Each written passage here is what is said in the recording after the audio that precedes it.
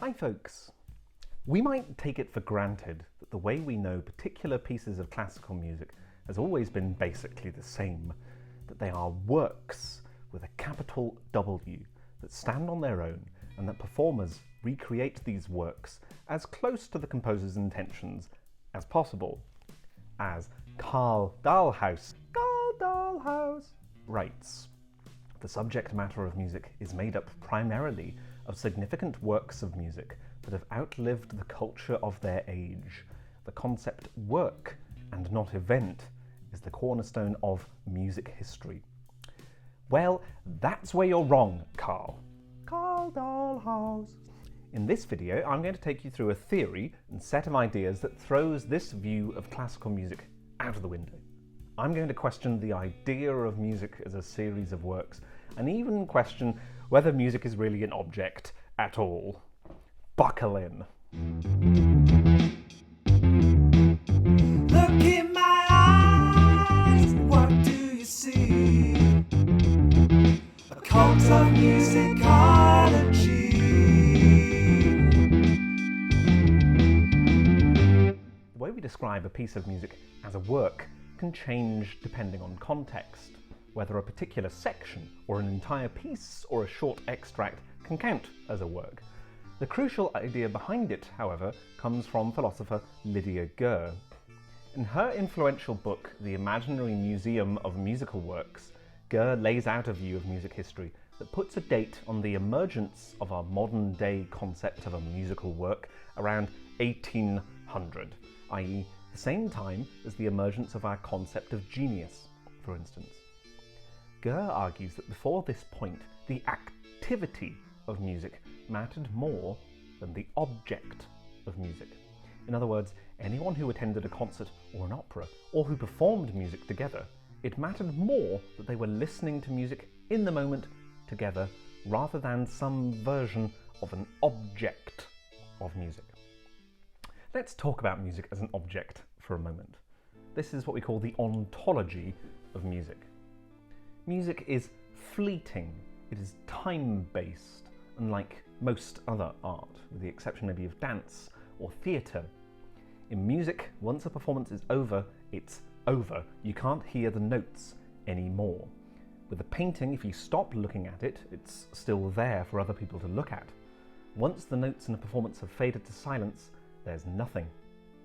Yes, we have recordings, but those are audio documents of a performance, bound by the same criteria. Once it stops, it stops. Some philosophers have argued that classical music is located in its score, in the notes as written by the composer. That's all good and well, but without a performer to play it, the notes will never be heard. There's an extreme version of this ontology of music, believing that if we somehow destroyed all copies of, say, Beethoven's Fifth Symphony, so that is, scores, all the recordings, even the memory of it in people's minds, that it would still exist in some abstract sense. And I think by this point we're getting so abstract as to be meaningless. In the way that music exists as a thing that we can hear, it's fair to say that it mostly exists in performance.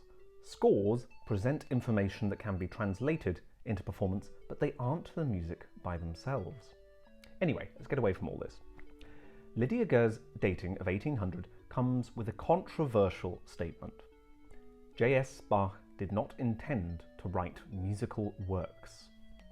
To which we might answer, Of course he did. The Enigmatic Passion, the B minor Mass, the Well-Tempered Clavier, what else are these but musical works? To which Goehr would answer, they had a different job to do when Bach wrote them.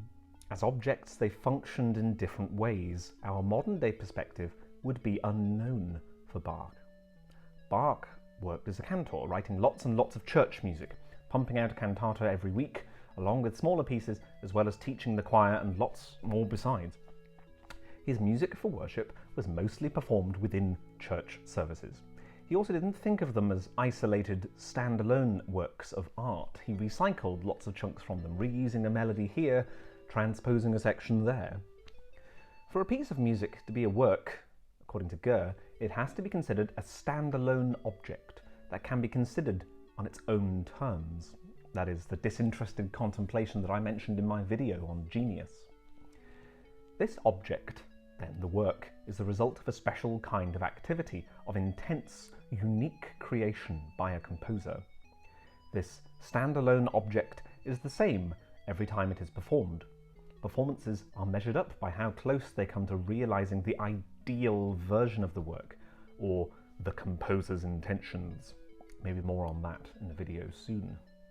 Pieces of music that had a job to do don't fit that bill, hence why Goehr says that Bach didn't write works as we understand the term today. Past her dating of 1800, other composers were stretching the work concept too. For instance, concertos, pieces for orchestra and a soloist, almost always have a cadenza, that is, a section in maybe the final part or the final part of the first movement, where the soloist gets to show off all on their own. The convention, sort of in the classical era and in Mozart's day, was very often for the soloist to write their own solo. And at least 6 of his concertos are not supplied with a cadenza written down by Mozart. It was actually quite normal to improvise on the spot for a concerto cadenza. Beethoven's piano concertos followed this model too. There would often be a gap left in the performing score for the cadenza to go, a pause over a particular note, for instance. As the work concept gained popularity, Beethoven wrote down his cadenzas, first for his piano students to learn, and then later publishers preferred that option so that performers could play as closely as possible to his intentions. There is some debate even about whether Beethoven ever intended his cadenzas to be improvised by performers. He disliked the one improvised by Ferdinand Ries in an 1804 performance of his third piano concerto, and asked him to play a cadenza according to his wishes, for instance. We also know that as late as Chopin and even Liszt, from memoirs and diaries of people writing about hearing and playing their own music, we know that they frequently deviated from their own works as they were published. In other words, they played them differently every time. According to our modern view of the work concept in classical music, this is the last thing we want to be doing. But for these composers, it was an important part of their music. I'll leave you with one final quasi-idyllic reaction to the work concept. This provides an alternative for music history that might focus on the activity or the event of music more than the object of musical works. Christopher Small wrote a book called Musicking. Even the title communicates a bit of what he means, an active verb for music. Small intended this to mean, potentially, everyone involved in a musical performance, from the composer, the performers, even the audience, and even down to the people who might sell tickets in the concert hall or clean up afterwards. They all are participating in the event of musicking. Such an event-based history of music would have amazing ramifications for the way we think about classical music history. It will probably upend many of our assumptions about musical objects, for a start. There's definitely more to say on this subject, and this video is really just a short introduction. If you want to learn more, read up on Goehr's and Small's books. They're really both excellent reads. And if you enjoyed this video, please have a look at my Genius video. Like and subscribe, and I'll see you in the next video.